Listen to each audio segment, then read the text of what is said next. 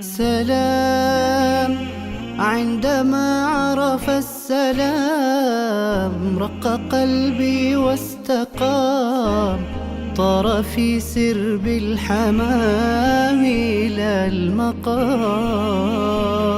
سلام في الملمات العتام، فاز من يرمي السهام، أيقظت ليل الظلام بلا كلام. سلام.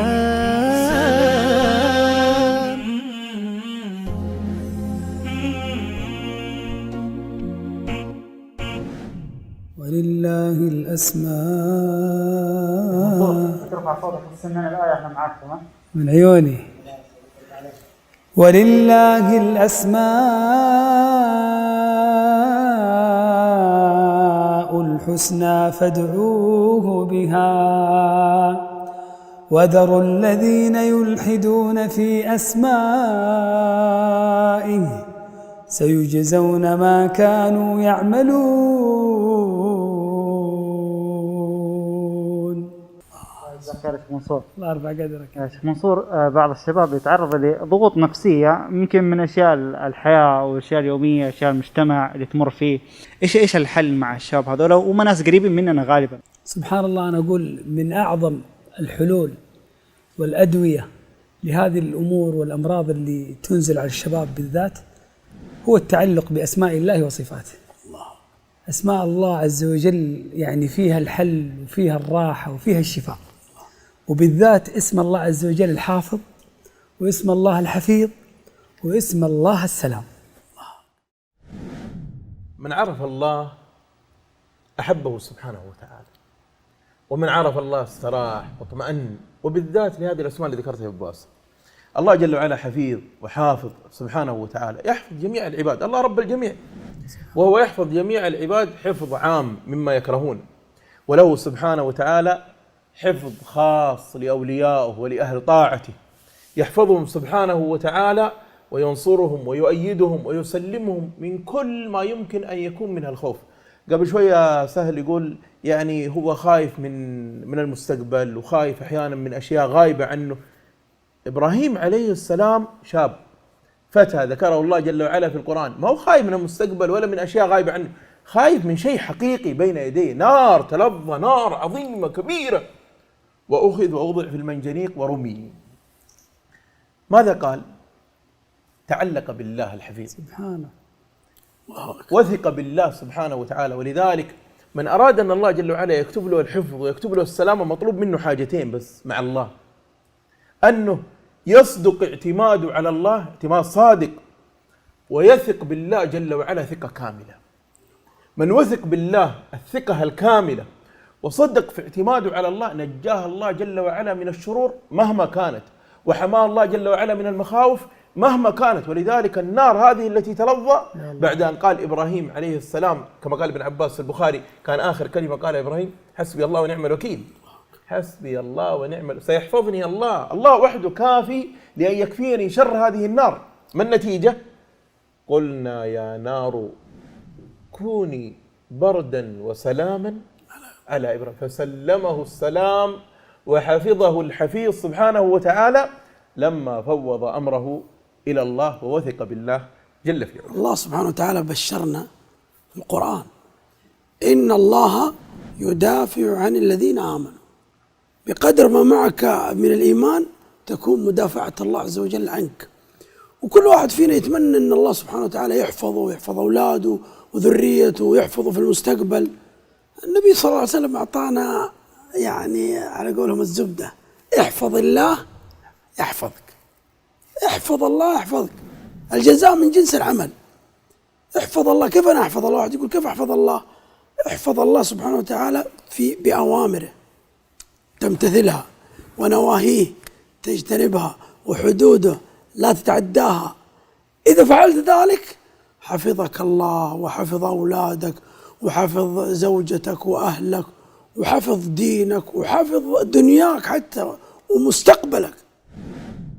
يمكن من خلال اللي ذكرتوه ذكر اسم الله الحافظ والحفيظ، فممكن تشرحونا كمان إيش اسم الله السلام؟ السلام من أسماء الله جل وعلا العظيمة الجليلة. حتى ابن القيم رحمه الله يقول كم تحت هذا الاسم من الأسرار والمعاني. الله.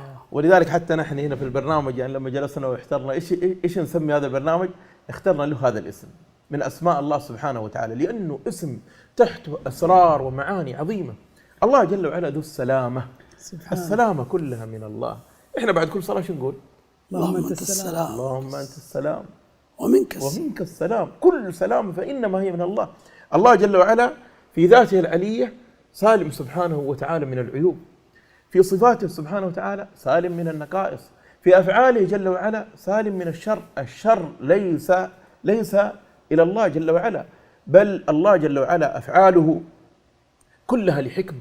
وكما قال الله سبحانه وتعالى وعسى أن تكرهوا شيئا وهو خير لكم وعسى أن تحبوا شيئا وهو شر لكم والله يعلم وأنتم لا تعلمون. الله سبحانه وتعالى سالم في أفعاله التي يفعلها لعباده أن يكون فيها شيء من النقص والعيب أو أن تكون شرا محضا، بل الله جل وعلا لا يقدر قدرا إلا وفيه خير وفيه رحمة وفيه مصلحة وفيه حكمة من الله سبحانه وتعالى. أنا أقول حتى المصائب التي تنزل على الإنسان في الدنيا لعله يعني في ظاهره شر، ولكن في باطنه من الخير العظيم، وحتى بالنسبة للمستقبل ينفعك، لأنه الإنسان إذا نزل عليه البلاء إما أنه يكون رفعة في درجاته أو تكفير في سيئاته.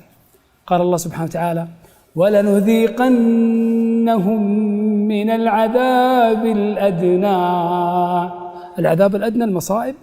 ولنذيقنهم من العذاب الأدنى دون العذاب الأكبر لعلهم يرجعون. وتأملوا معي هذا الحديث العجيب.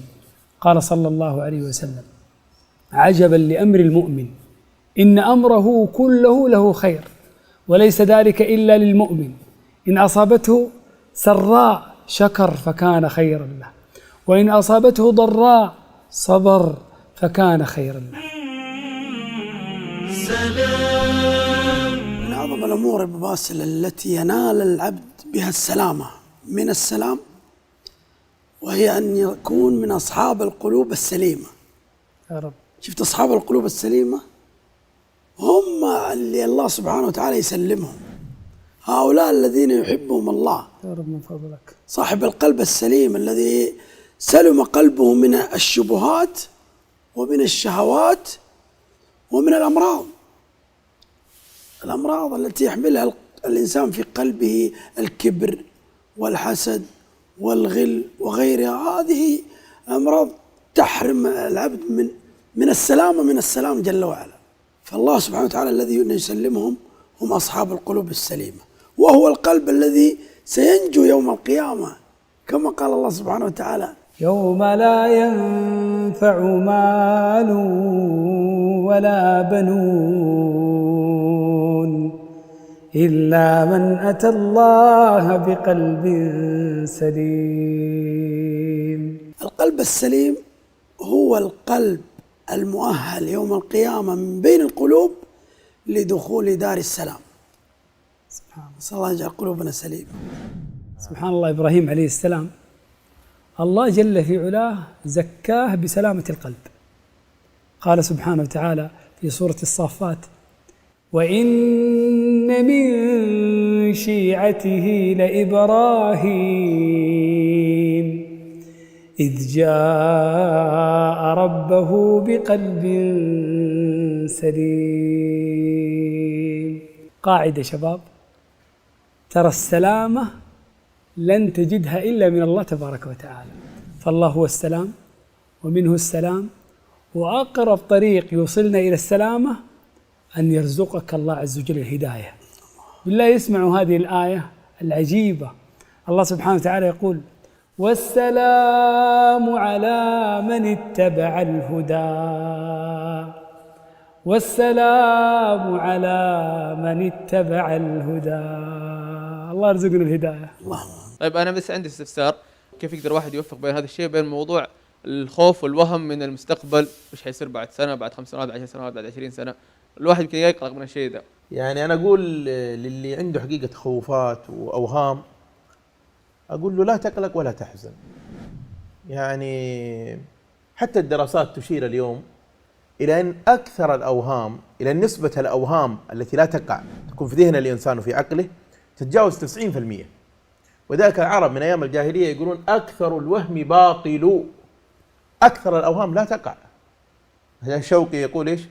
يقول الناس في أوهامهم سجناء. هو سجين وأسير فين؟ في وهم وتخيلاته. لو غير تخيلاته وقلب كذا على إنه لا والله المستقبل راح يكون جميل والأيام الجاية راح تكون رائعة والله سبحانه وتعالى راح يوفقني ويحسن الظن بالله جل وعلا، سيجد الله جل وعلا عند ظنه. لكن سبحان الله، من يعامل الله جل وعلا بحسن الظن ويوفق الله جل وعلا لهذا النوع من التفكير سيسلم من حرب الشيطان الشرسة. بالله يتلوها علينا أبو إنما ذلكم الشيطان يخوف أولياءه فلا تخافوهم وخافون إن كنتم مؤمنين. يعني الشيطان يخوفكم بأوليائه وراح يفعل وراح يصير وراح كذا وأوهام كثيرة. ولذلك من أعظم ما يجعل الإنسان في أمان، في استقرار، في سلام، في حفظ، أن يلوذ بالله ويتعوذ به. وذلك النبي صلى الله عليه وسلم كان يقول لعقبة بن عامر، النبي صلى الله عليه وسلم كان عنده تعاويذ كثيرة يتعوذ بها. لما نزلت السورتين الأخيرة في القرآن اللي يحفظها صغارنا، تقول عائشة لم يعد يتعوذ إلا بهما، ما تعوذ متعوذ بمثلهما، يقول النبي صلى الله عليه وسلم. ولذلك قال لعقبة بن عامر لا تنساها ولا تبت حتى تقراها. يا سلام. لماذا؟ لأن فيها السلامة من كل الشرور. الشرور اللي احنا ممكن نخاف منها نوعين أو تصيب الإنسان، مصايب ومعايب. المصايب هي الشرور اللي تجينا من برا، من الخارج، سحرة، حسدة، أذى، شيء من خارج أنفسنا. هذه نقضي عليها بسورة إيش يا شباب؟ الفلق. قل أعوذ برب الفلق من شر ما خلق. كل الشرور. ومن شر غاسق إذا وقب ومن شر النفاثات في العقد، سحرة، ومن شر حاسد إذا حسد. كل الشرور الخارجية نقضي عليها بصفة واحدة، رب الفلق، لأن الذي فلق الحبة قادر على إبطال كل أذى وعقدة. الله أكبر.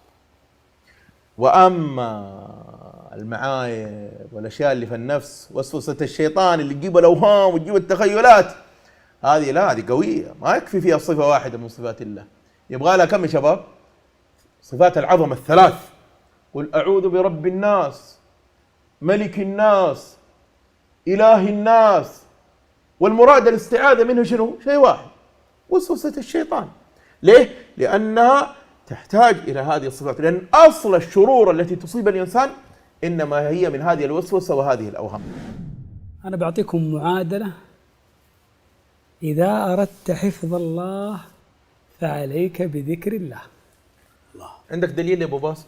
الله عز وجل يقول قل من يكلؤكم بالليل والنهار من الرحمن يا سلام، بل هم عن ذكر ربهم معرضون. أن يحافظ الإنسان على أذكار الصباح والمساء فإنها حصن للمسلم، وبالذات عند النوم. النبي عليه الصلاة والسلام يعني علمنا حديث عجيب: باسمك ربي وضعت جنبي وبك أرفعه، إن أمسكت نفسي فارحمها وإن أرسلتها فاحفظها بما تحفظ به عبادك الصالحين.